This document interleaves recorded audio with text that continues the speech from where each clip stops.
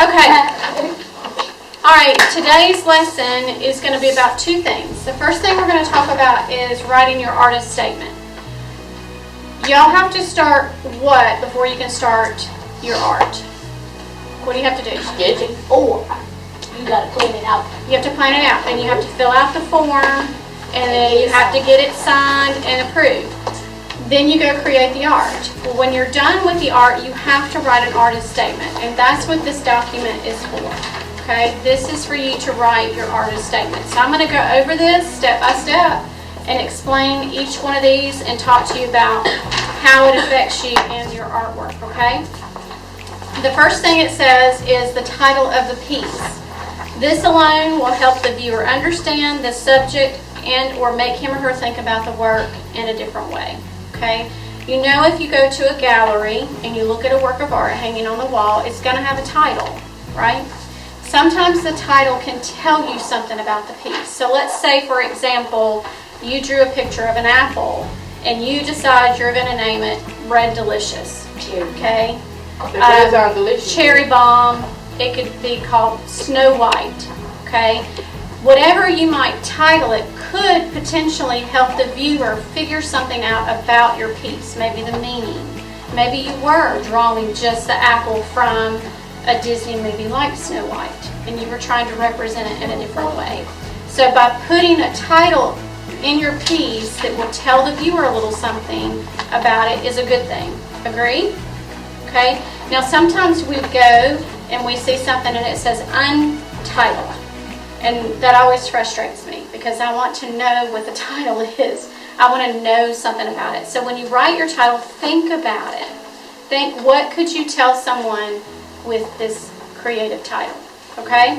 The next question, why do you like to make art? You want to talk about this specific assignment. Why did you like making this? Maybe you didn't like making it. And you're going to talk about those things that you learned while you were experimenting with the project. Okay? Number 3, what did I do? Describe the artwork, including the medium, subject matter, and your inspiration. So what is your medium? What is medium? Anybody remember? Okay, medium is your material. So medium means paint, it's tempera paint, watercolor, acrylic, whatever paint you use, pencils, ink, fiber arts, yarn, paper. Those are your mediums. Okay, what did you use? Paper mache. Your subject matter is whatever you did. If you were inspired by something, did you have a photograph you were looking at? Were you studying an artist? Were you using one of the lesson books? Okay, that's your inspiration, and you need to tell me what that is. Now, if it's a photograph that you got out of a book, you need to bring me the book so we can make a copy on my printer of whatever your inspiration was, so we can attach it to this. So when I'm grading it, I have something to reference. Make sense? Okay, my artwork was inspired by whom or what? That's in reference to where did you get your idea from? What happened along the way? We all know that this curriculum is all about experimentation, yes? So it's all about the mistakes we make, the things that we learn. So I want you to write about it. Any problems you solved in the process, all that kind of stuff is really important. Now maybe that you just breezed through it. You knew exactly what you were doing. You had no issues because you have worked with that particular medium before. If that's the case, write that out, okay? How did the project turn out? Did it turn out the way you wanted it to? If it didn't, what happened, okay? What did you learn through the project? What would you do differently next time? Why was the piece important? And finally, I want you to list the elements of art and the principles of design. All right, now everybody turn and look up here. Do you see the words that are in blue? All the words that are in blue are the elements of art. Okay, the words in the green are the principles of design. And the easiest way for you to tell the difference, how many of you ever cooked before? Read a recipe? Okay, so when you read the recipe, you have a list of ingredients. Your flour, your sugar, your eggs, whatever you need to cook with. That's all the words in the blue.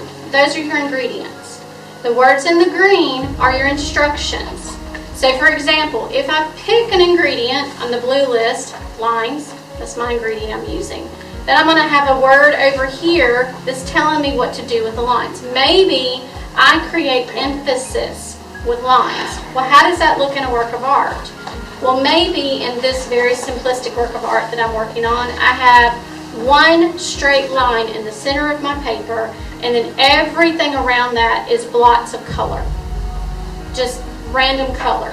So I have created emphasis with line because my eye is going right to the center where that line is, right? Because it stands alone. There's nothing else like it.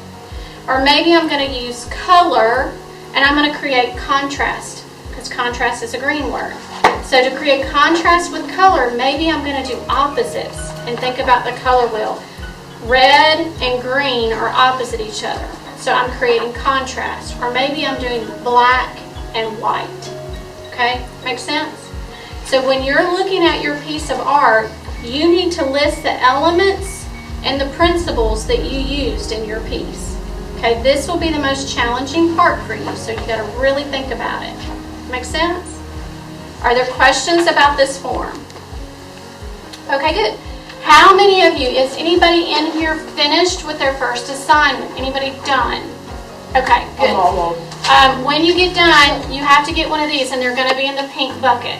We have a short class time today, so your work is on the collage table, so you're going to go collect it and get started. You won't get a whole lot done today.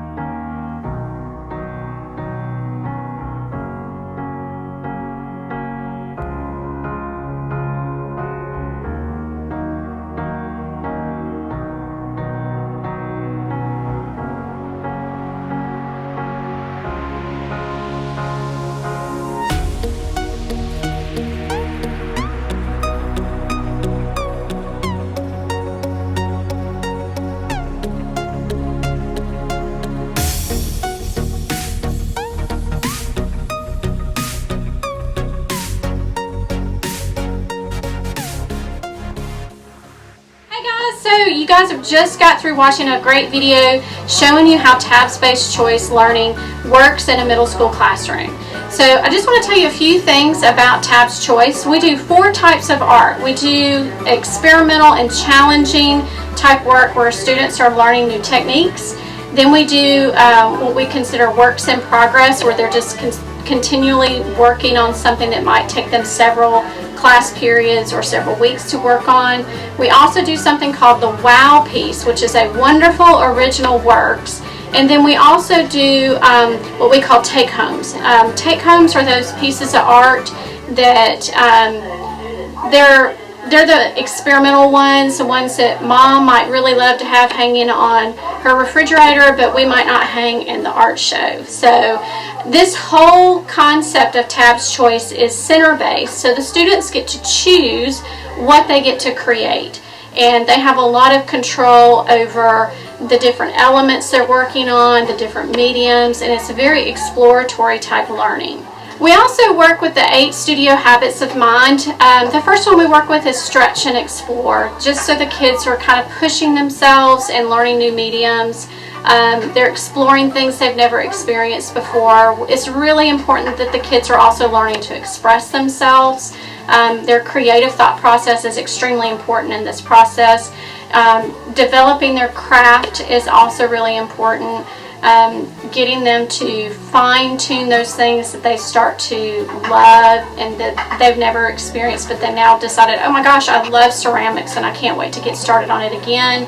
We want them to envision things and really push themselves in that big out-of-the-box thinking. We also want them exploring and understanding the different arts communities and knowing what's out there and how they can go into careers within the arts. We want them observing and paying attention to their surroundings and engaging and persisting in their work, and then also at the end coming back and reflecting on their work. The last thing I want to talk to you about is a wow piece. Wow pieces are those pieces of art the students have really thought about, they've improved.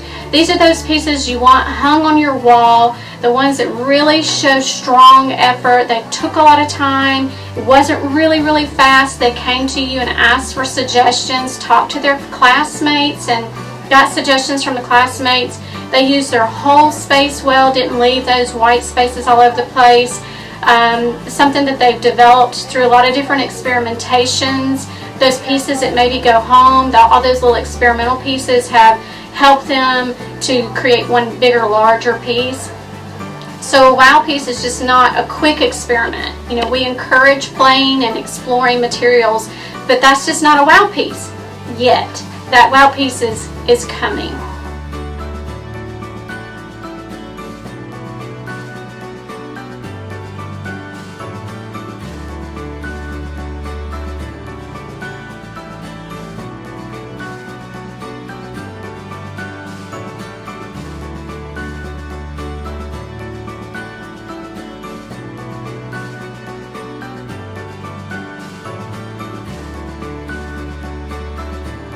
I hope you guys enjoyed this so much. I'm so glad you took the time to watch. If you have any questions, I'd love for you to email me any questions you have, and I'm here to help in any way that I possibly can with making your classroom as successful as possible.